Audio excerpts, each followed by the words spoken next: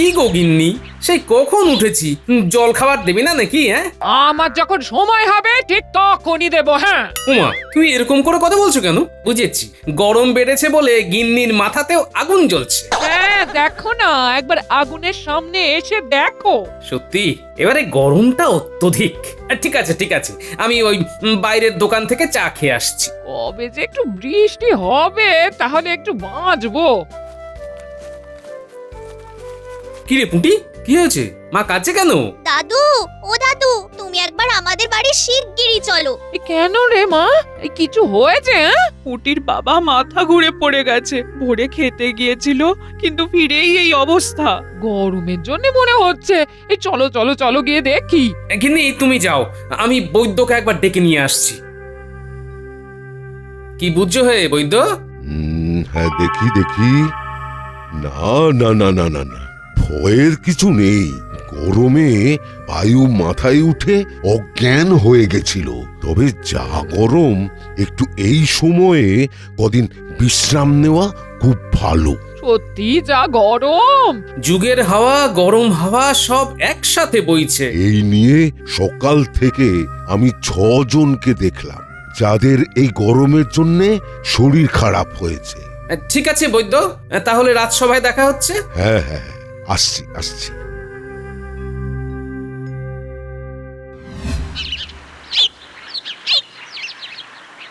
এ কি মহারাজ, আপনি ভয়ে সিঁটিয়ে এভাবে এখানে দাঁড়িয়ে কেন?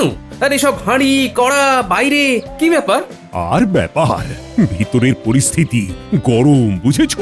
তোমার রানীমার মাথায় আগুন জ্বলছে। বাইরে যা গরম তারই প্রভাবে মহারাজ, কিন্তু ব্যাপারটার একটু যদি খুলে বলেন তাহলে সবটা বুঝতে পারবো। আরে আমার সব রাঁধুনিরা এই গরমে একসাথে অসুস্থ হয়ে পড়েছে। তারা ছুটি নিয়ে আজ সকালই বাড়িতে গেছে। আচ্ছা, তারপর? সুতরাং বাধ্য হয়ে রানীমাকে হাল ধরতে হয়েছে। ওরে বাবা, সর্বনাশ! তার ভিতরে আমি বলে ফেলেছি, গিন্নি সকালে জল খাবারে নুন কম ছিল, দুপুরে একটু ঠিক করে রেঁধো। ব্যাস, তাতেই অনর্থ, বুঝতে পেরেছি। হ্যাঁ, এই হাঁড়ি কড়া রেখে বলে গেছে নুন কমের জন্য সমস্যা, এবার উনুনই ধরাবো না। আজ আমি রাতে সবার জন্য রান্নাটা করে নি।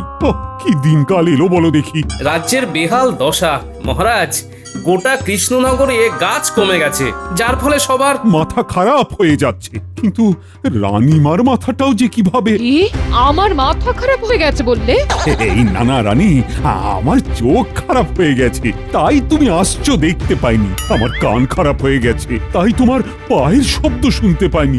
মাথাটাও খারাপ হয়েছে এমন, তুমি যে আসতে পারো সেই কথাটাও না মাথায় আসেনি। গোপাল, তুমি তখন কি বলছিলে গাছ নিয়ে? আগে রানীমা, এটাই বলছিলাম যে রাজ্যে গাছ কমে গিয়ে গরমটা ইহারে বেড়ে গেছে। মহারাজকে বলে কিছু একটা ব্যবস্থা করো। আমারও মাথা গেছে, আমি কিছু করতে পারবো না। আদিক্ষেতা, শুনছো? বলো, কান খোলাই আছে। চোখটা মনে হয় খোলা নেই না? মানে কি বলতে চাইছো, পরিষ্কার করে বলো না।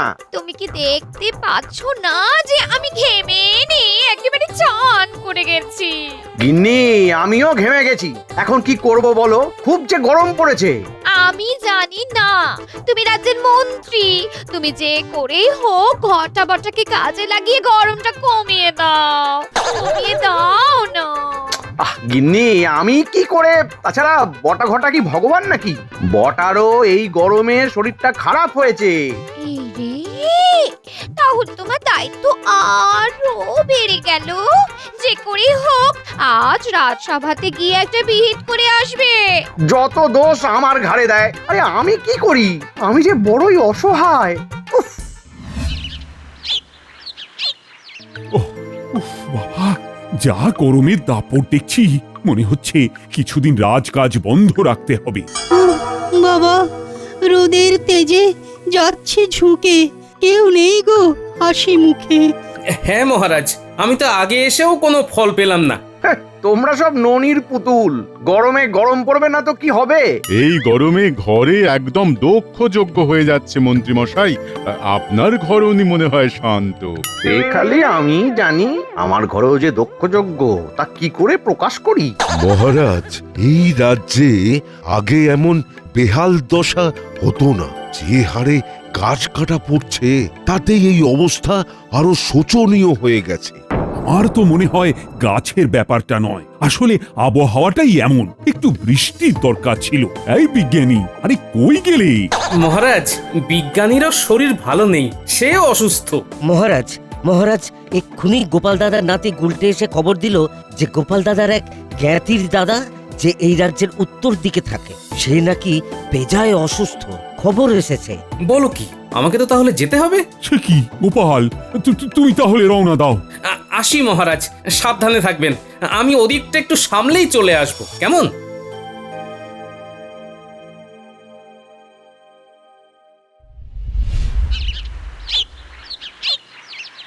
গিন্নি, তাহলে আসি, সাবধানে থেকো। হ্যাঁ, ধরে রাখো দিন দুয়েকের ব্যাপার। আরে বাবা, হ্যাঁ, তুমি চিন্তা করো না, আমি ঠিক থাকবো। হ্যাঁ, আর শোনো, এমন গরমে না হুটহাট করে বাইরে যাবে না, বুঝলে? আমার ওই কেলে পচাকে বলা আছে, ওই তোমার বাজার হাট করে দেবে। বেশ বেশ, তুমি আর তোমার নাতিরা বনের মধ্যে খুব সাবধানে যেও। হ্যাঁ, এই সবাইকে একটু দেখে রেখো। হ্যাঁ, তোরা সব দেখে শুনে চল বাচারা। হ্যাঁ, বনের পথটা খুব একটা ভালো নয়। একটু বসতে পারলে ভালো হতো রে, আসলে বয়স হয়েছে তো। বসবে কোথায় দাদু? ছায়াই নেই, এই বনটা খালি নামেই বন, গাছই নেই। আর আরেকটা জিনিস খেয়াল কর, বনের গাছগুলো যে মরে গেছে তা কিন্তু নয়, গাছগুলোকে উপড়ে বা কেটে ফেলা হয়েছে, এটাই বলতে চাইছিস তো?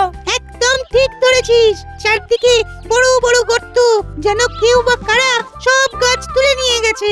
কি বলছিস? উপড়ে বা কেটে ফেলেছে? হ্যাঁ দাদু, তুমি দেখো ভালো করে। তাই তো, তার মানে বনটা ফাঁকা হয়ে যাওয়ার জন্যই এত গরমে দাপট।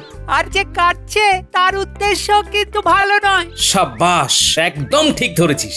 গাছ কেটে নিচ্ছে লুকিয়ে লুকিয়ে, ব্যাপারটা ফিরেই দেখতে হচ্ছে।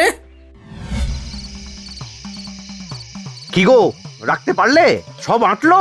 না না, সব ধরেনি, আরো বেশ কটা হাড়ি লাগবে। আরে কতলি মোহর আছে বলো তো? না না, আমি না, তুমি বলো। 30 থলি গো গিন্নি, 30 থলি। বাহ, 30! তুমিও তো তাই। কবে পেরিয়ে গেছে। আমার কাছে কিন্তু সেই 30ই আছো। হুম, এই মোহর গোনা যদি না শেষ হয় তাহলে মোহর গুনতে গুনতে যদি আরো রাত হয়, বেশ মজাই হবে। কি তাই তো?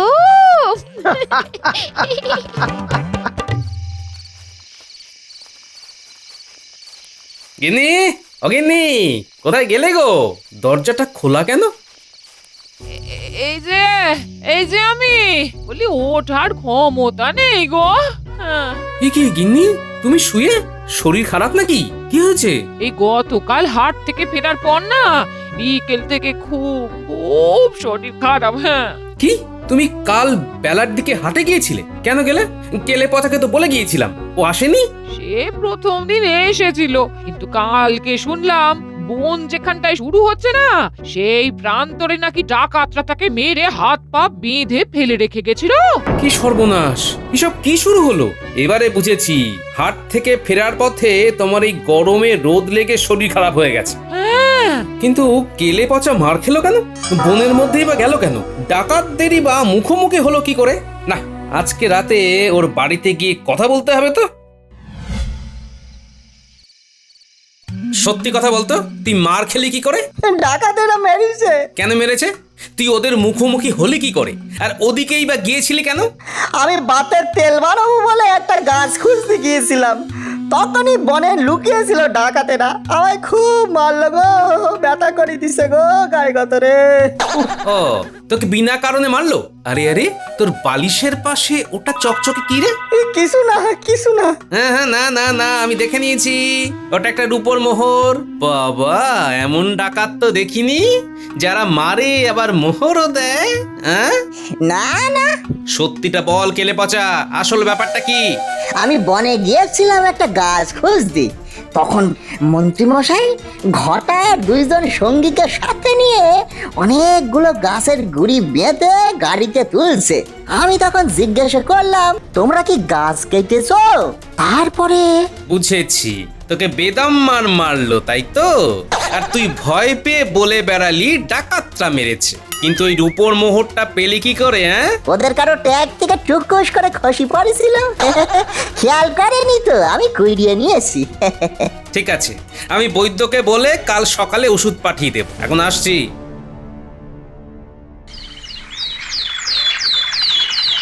বলছি বিজ্ঞানী, তোমার কাছে কি এমন কোনো ওষুধ আছে যেটা প্রয়োগ করলে গাছ খুব দ্রুত বাড়ে? ছাড়ো, তোমার খুব কাশি হচ্ছে, তুমি লিখে দাও বরং।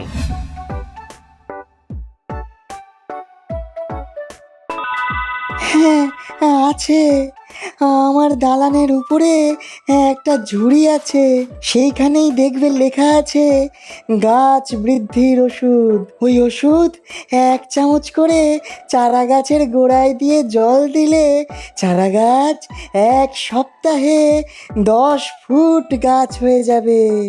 হ্যাঁ,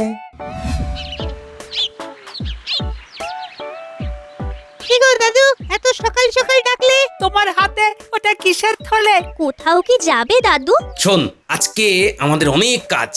যেমন প্রথমেই এই যে হাতের থলের ওষুধটা, এটাকে বনে চারা গাছ পুঁতে গাছের গোড়ায় গোড়ায় 1 চামচ করে ছড়িয়ে জল দিতে হবে। বনে গাছ পুঁতে ওষুধ ছড়িয়ে কি হবে দাদু? কারা তো সব গাছ কেটেই নেয়। কারা গাছ কাটছে ধরতে পেরেছি, এবারে ওদের শাস্তিও দেব। কিন্তু তার আগে যে চারা গাছগুলো আছে তাদের গোড়ায় এই ওষুধটা দিতে হবে। কিভাবে ওদের ধরবে দাদু? সব মন্ত্রীমশাইয়ের খেল। উনি মোহরের বিনিময়ে বনের গাছগুলো কেটে বিক্রি করে দিচ্ছেন। দেখ না কেমন চালে চাল দিয়ে ওনাকে শুধু ধরি। আমি তাহলে দিদার কাছে থাকছি, দিদার শরীরটা তো ভালো নেই। হ্যাঁ মা, তাই কর। হ্যাঁ গো গিন্নি, আজকে আর রাজসভায় যাব না, বুঝলে? কেন? আমার জন্মদিন বলে? হ্যাঁ, এছাড়াও মোহরের গরমে আমি এখন উঠছি। আমাদের এখন বাড়ি ভর্তি মোহর। ও, এখন মনে হচ্ছে আরেকটু মোহর হলে আরো ভালো হতো।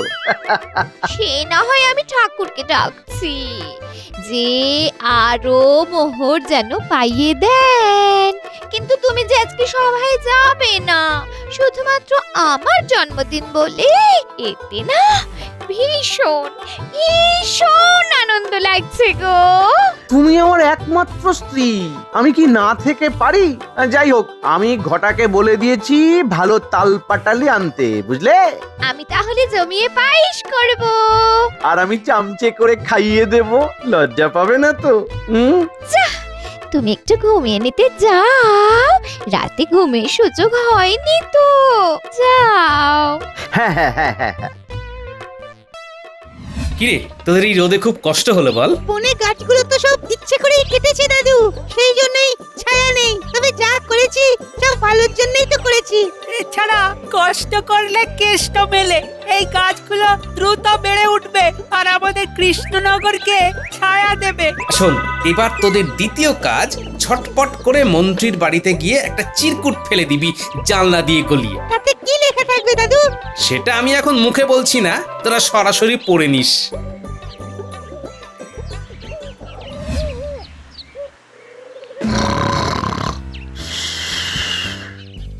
উল্টে দেখ, মন্ত্রী মশাই ঘুমোচ্ছে, দুপুরে খেয়ে ভাত ঘুম দিচ্ছে। পর আর কি, গাছ চালান দিয়ে মোহর পেয়ে ঘুমোচ্ছে মনের সুখে। চল চল তাহলে জানলা দিয়ে ফেলে দি। কি গো, কি হলো? আওয়াজ হলো কেন?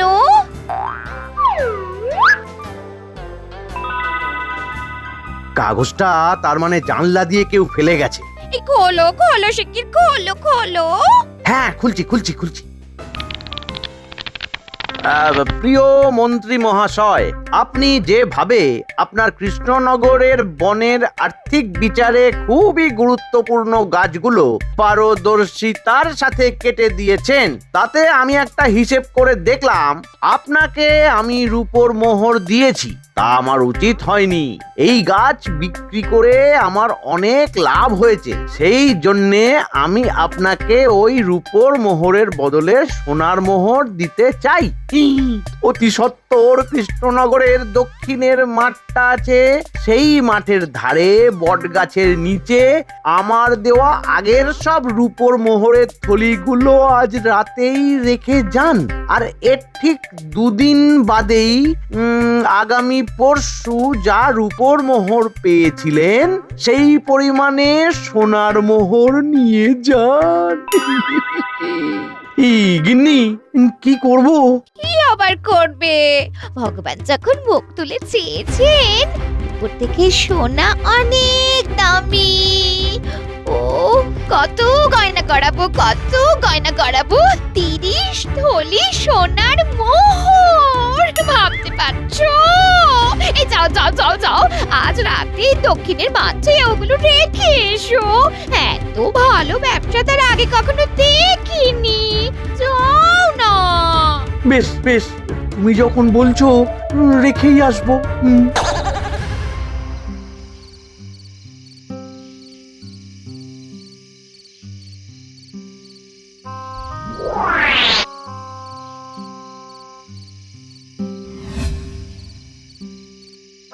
দাদু, এখনো পর্যন্ত 28 থলি গোনা হয়েছে, আরো 2 থলি আছে, তার মানে 30 থলির উপর মোহর। ভাবা যায়, রাজ্যের প্রাকৃতিক সম্পদ বেচে 30 থলির উপর মোহর পেয়েছে। আবার এত লোভী, সোনার মোহর পাওয়ার আশায় যা পেয়েছিল সেগুলো সব রেখে গেল।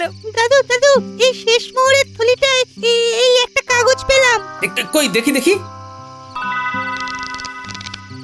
এতে লেখা আছে যে মন্ত্রীমশাই কৃষ্ণনগরের বনের সমস্ত দুর্মূল্য এবং অতীব কার্যকরী গাছগুলি একদম সঠিক সময়ে সঠিক সংখ্যায় কেটে দেওয়ার জন্যে আপনাকে আমি 30 থলি মোহর দিলাম। আশা করি এই চুক্তিপত্র আমাদের ভিতরেই থাকবে। ইতি হীরালাল ব্যবসায়ী। তার মানে এটাই চুক্তিপত্র। হ্যাঁ, এইটা দিয়েই ওনাকে কাল সকালে ফাঁদে ফেলবো। তাহলে আমরা শুয়ে পড়ি দাদু। হ্যাঁ হ্যাঁ, শুয়ে পড়। গোপাল, তুমি ঠিক বলেছ, মন্ত্রী গাছগুলো কেটে বিক্রি করে দিয়েছে। আগে হ্যাঁ মহারাজ, এই দেখুন আমার দেওয়া চিরকুটটা, আর এই দেখুন মন্ত্রী আর ওই ব্যবসায়ীর মধ্যে হওয়া চুক্তিপত্র। কি সর্বনাশ! আচ্ছা, এই মন্ত্রীকে নিয়ে কি করা যায় বলো তো? দেখুন না মহারাজ আমি কি করি। যতই আপনি এই গরমে সভা কাজ বন্ধ রাখুন না কেন, মন্ত্রী মশাইকে আমি এই অপরাধটা স্বীকার করাবই। হ্যাঁ, আমি তাহলে এখন কি করব? পেয়াদা দিয়ে মন্ত্রী মশাইকে সত্বর ডেকে পাঠান, আর তারপর মজা দেখুন।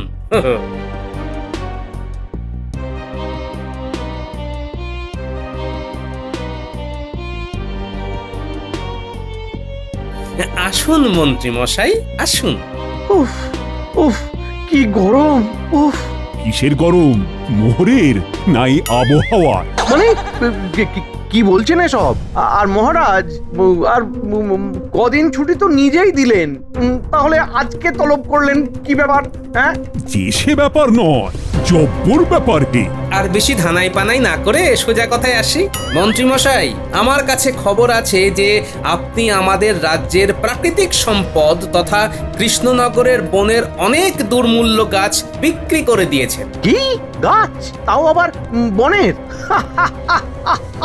আমি ভয়ে বনের ভিতরেই যাই না বাবা। কোথায় সাপ ব্যাং শিয়াল আছে, আমায় কামড়ে দেবে।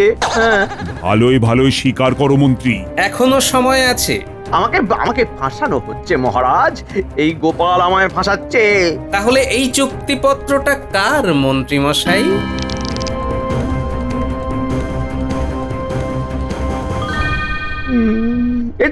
এটা নকল, এটা ষড়যন্ত্র। আমি না রাজ্যের মন্ত্রী, আমি কখনো এমন করতে পারি? বেশ, তাহলে গতকাল রাত্রে দক্ষিণের মাঠের কাছে বট গাছের নিচে যে 22 থলির উপর মোহর পেয়েছি, ওটা তাহলে মহারাজ আমরা বিলিয়ে দিই, কি বলেন? এই না না না, 22 না, 30 থলি মোহর ছিল। সে কি মন্ত্রী, তুমি কিভাবে জানলে? তোমারই মোহর নাকি ওগুলো? আজ্ঞে না মহারাজ, মানে মানে হ্যাঁ মহারাজ। মন্ত্রীমশাই, দক্ষিণের মাঠের কাছে বটগাছের নিচে রূপোর মোহর রেখে সোনার মোহর ফেরত নেওয়ার ফাঁদ আমি পেতেছিলাম। হ্যাঁ নয়, হ্যাঁ।